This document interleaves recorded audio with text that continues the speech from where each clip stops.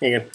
Realize I don't have a proper video showing how I'm making puppet wigs, which could totally be the worst way possible, but it's the way that I'm doing it, and I think it works. Okay. Essentially, I have taken yarn, and I have wrapped it around my Doodling with Jim Henson book, which I think I do have a video of me starting this part. And at this point, I'm just cutting it so that I have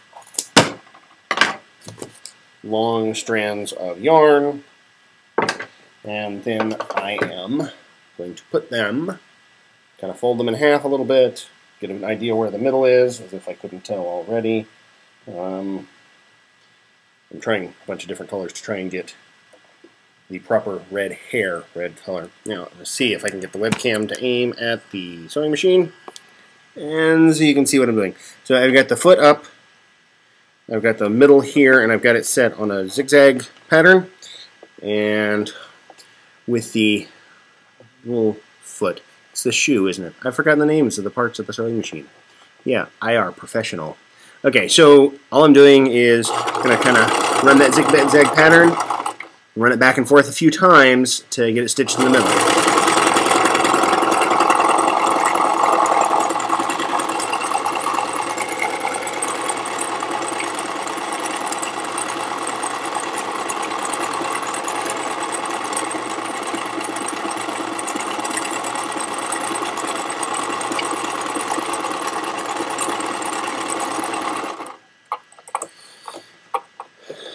Pull it off, and I'll show you what it looks like. There we go.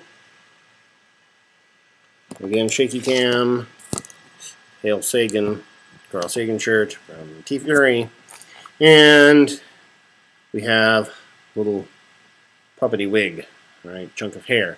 At that point, I just kind of run a finger through one side of it to create a part where you can't see the fact that I'm using white thread, which, yes, I do end up having to tweak a little bit. And then I find the bottom and kind of do the same thing. And essentially there, we've got the puppety wig. You can then trim to give the proper hairstyle.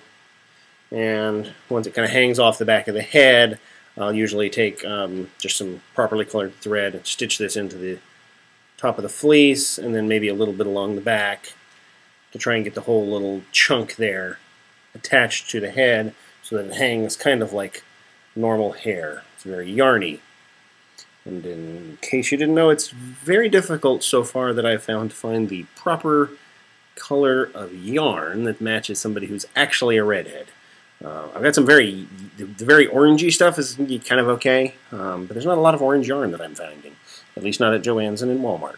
So, that's that.